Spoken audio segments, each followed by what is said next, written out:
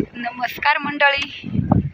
तर आम्ही मगाशी मका लावलेली आणि त्या मक्याला पाणी भरण्याची वेळ आलेली आहे. तर आता हे पाणी ही आमची वैशाली भरणार आहे. वैशाली इकडे बघ, तू पाणी भरू शकते का ग मकाला? तर ही आहे आमच्या गणूची मंडळी आणि तो आज गावाला गेला आहे आणि त्याच्यावरची ती आज कामावर आलेली आणि तिला जे काम सांगितलं ते काम ती करू शकते. तू फवाराल पण? हो, मग फवारणार सुद्धा आहे बघा.